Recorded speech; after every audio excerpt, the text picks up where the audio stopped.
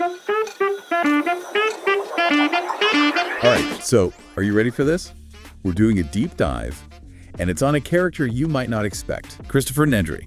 Wait, Nedry? Nedry. As in, like, related to the Dennis Nedry? Yeah, younger brother of the infamous Dennis Nedry from the original Jurassic Park. Oh, wow. The guy who, well, you know. The shaving cream guy. Yeah, the shaving cream guy. Wow, okay, so we're talking about, like, the brother of the guy who shut down the entire park for a can of shaving cream. That's right. So, what's this Chris guy like? Well, based on these diary entries, Christopher is an IT specialist at Jurassic World. Okay.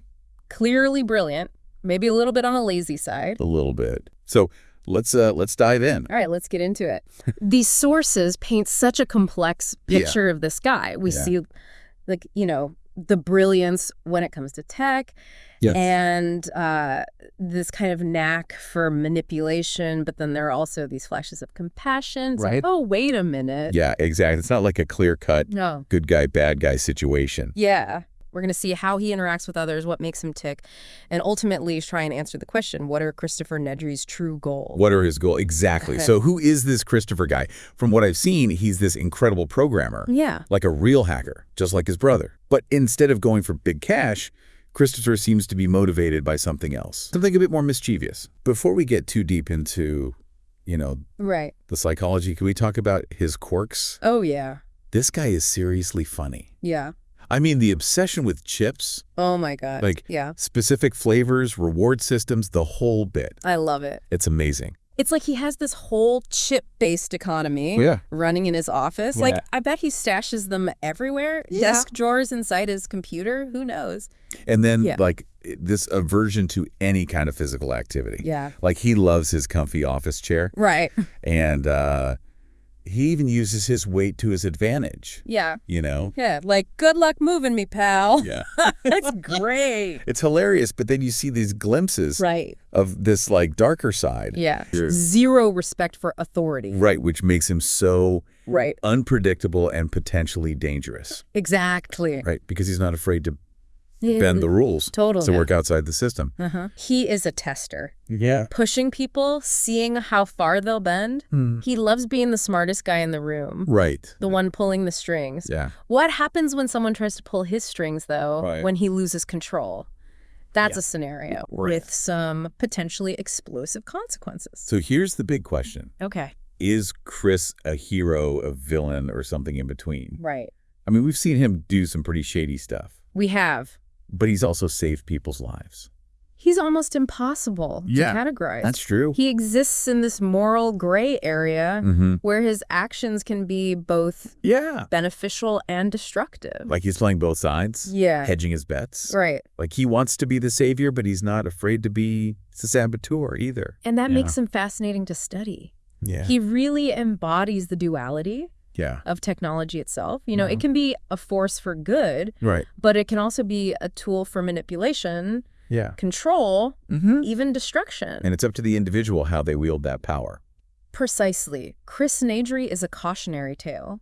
Mm-hmm. He's a reminder that intelligence and expertise Yeah. can be used for both noble Mm-hmm. and nefarious purposes. That's right. It's a question we all have to face in this increasingly tech-driven world. Man, it's deep. That's what's so intriguing about him. He's constantly messing with Jurassic World systems, Uh-huh. rigging cameras to prank colleagues, giving himself free food, you know, snooping through emails. It's like he treats the park as his own personal playground. He definitely gives off, like, those chaotic prankster vibes. Oh, yeah. But with high-tech skills. Like, Yeah. remember that time he sent Alexia back to fix the same camera over and over? Oh, yeah, yeah. That's not just tech-savvy.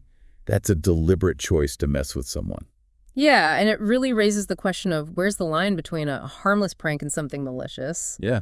You know, Christopher doesn't seem to care much about how his actions affect others, as long as he gets a laugh out of it. It's like he's playing a game, and everyone else is just an NPC. Oh, yeah.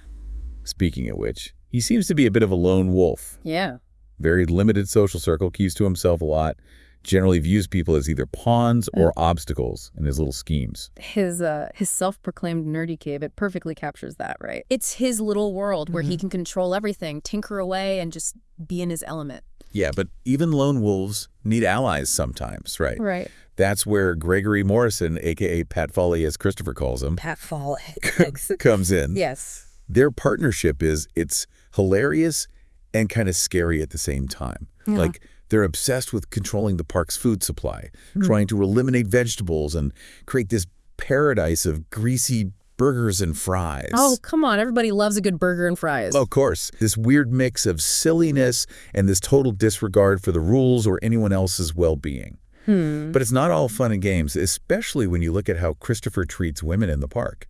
Yeah, his interactions with Shaylin Moore, Erin O'Connor, even Tina. Yeah. There's a clear pattern of sexist behavior and objectification, dismissive remarks, focusing on their appearance, manipulating them for his amusement.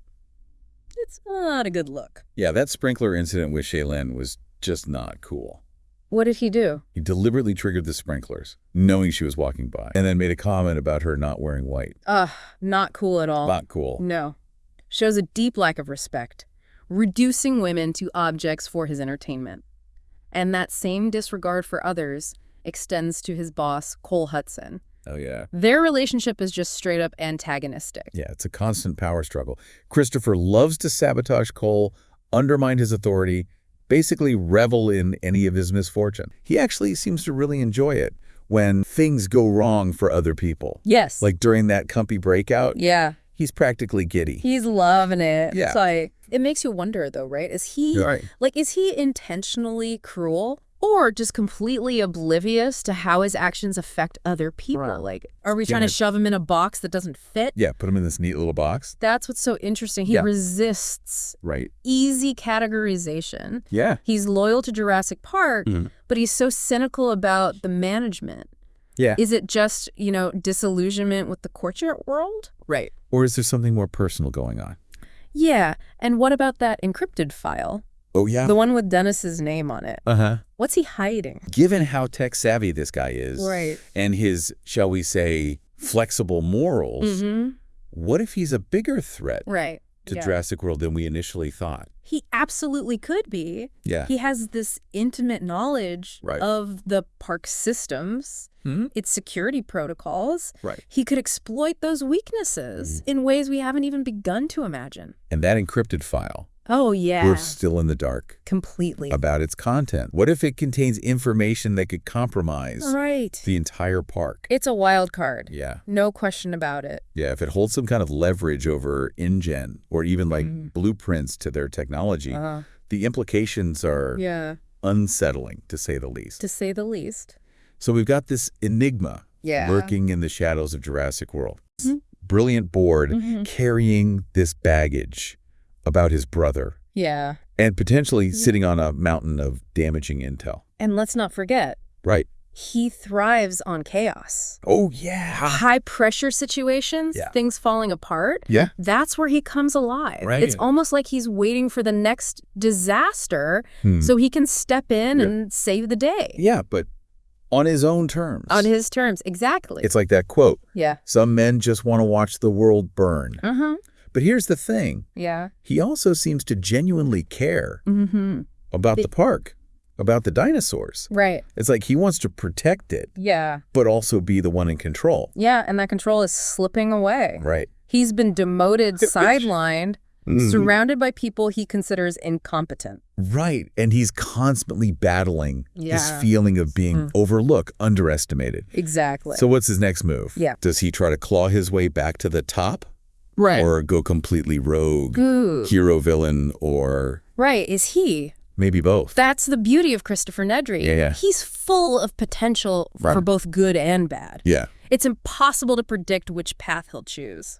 Maybe he doesn't even know himself yet. Right. Like maybe he's waiting for that one defining moment, Yeah. that catalyst that pushes him in one direction or the other. I'm sensing a pattern here. Yeah. This guy is a walking contradiction. He is. But one thing's for sure, he's playing some kind of game, Yes. even if we don't know the rules yet. 100%. And speaking of games, there's another crucial element to Chris that we really need to discuss. Right. His humor. Okay. It's not just a quirk. Right. It's a carefully wielded tool. Okay. Like, think about it. He uses humor to deflect to disarm. Yeah. Throws out these sarcastic quips, these self-deprecating jokes. Yeah. And people underestimate him. They Yeah. see this goofy tech guy, Right. not the sharp mind behind the facade. So it's almost like Camouflage. exactly like camouflage. Yeah. It masks his true intentions, and it lets him observe, gather information Right. without drawing attention to himself. Yeah. He's always listening, Yeah. watching, taking mental notes while everyone else is laughing. He's weaponizing his humor. Wow. It's all part of that manipulative streak. He knows how to push buttons, exploit weaknesses. He does it with Aaron, Right. with other park staff, even with the higher-ups at InGen. It's like he gets a kick out of stirring the pot. Oh, yeah.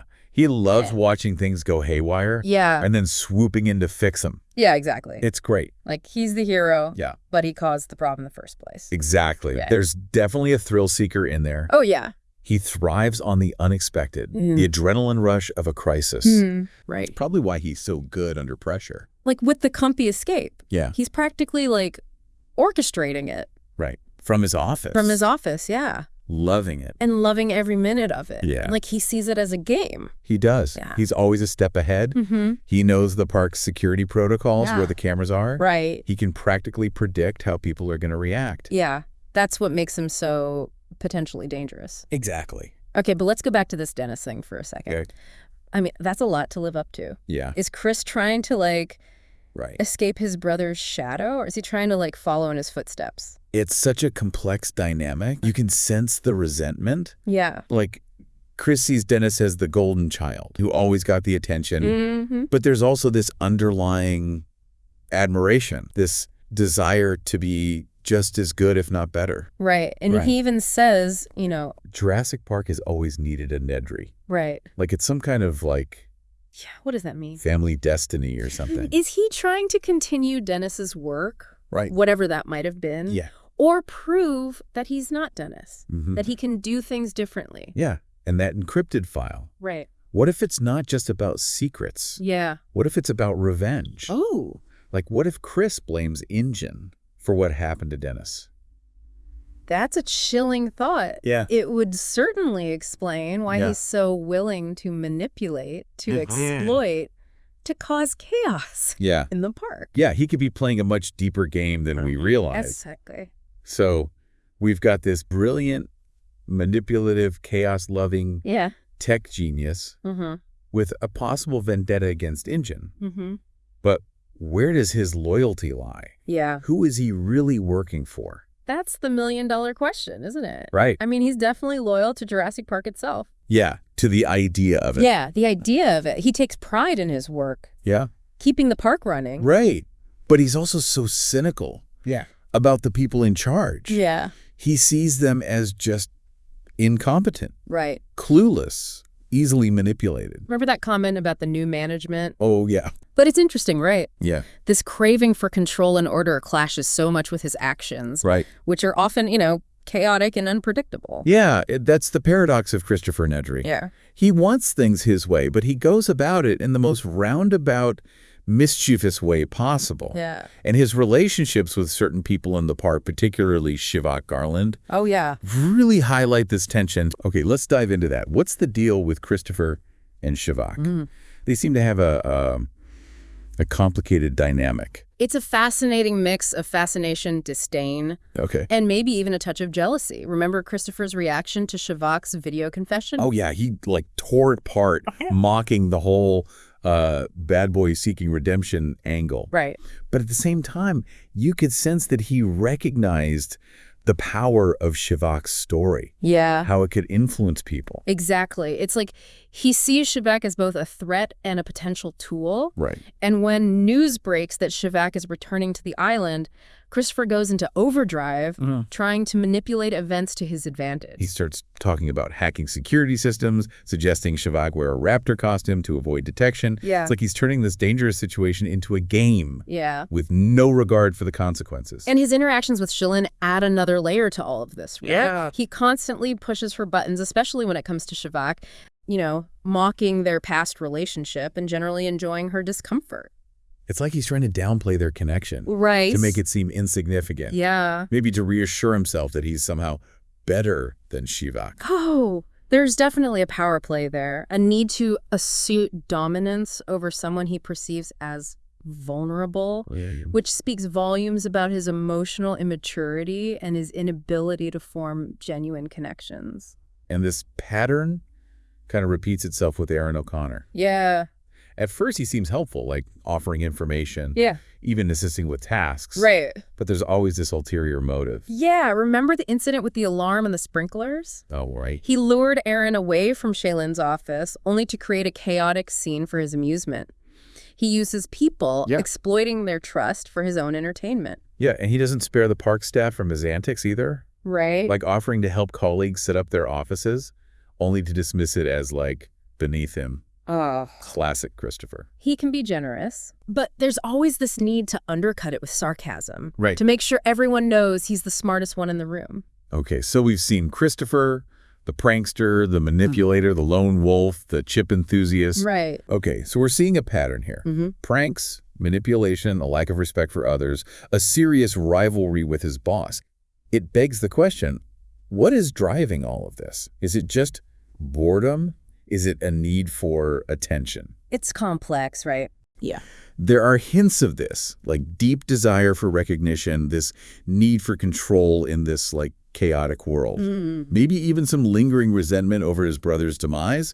It's this chance to, like, prove himself, show off what he can do. And maybe that plays into this whole I think so. Dennis comparison thing. Yeah. Because you see him saying stuff like, Right. Jurassic Park has always needed a Nedry. Like he's trying to fill his brother's shoes or something. Right. And that raises such a fascinating question. Yeah. Is it ambition driving him, or is it insecurity? Does he want to live up to Dennis's legacy? Yeah. Or forge his own path? Right. Like, what is it? Deep stuff. Yeah. Where does it go from there? What's so fascinating about Chris is that he's got this mix of brilliance and recklessness. He can pull off these incredible hacks, right? Yeah. Manipulating Jurassic World systems like however he wants. But then the thing is, his reasons for doing so, they often seem kind of petty, you know? Like what? Driven by these like grievances and this desire to just avoid responsibility. Almost as if he's treating Jurassic World like a giant video game. Yeah, like all the hacking and the traps and stuff. Exactly. It's all fun and games until it's not, right? Like, exactly. And as we go deeper into these diary entries, the potential consequences of his actions, you know, they become more and more apparent. And you remember that whole new chip flavor thing? Oh, yeah, that sent him spiraling. Right. It's like a symbol of something much bigger.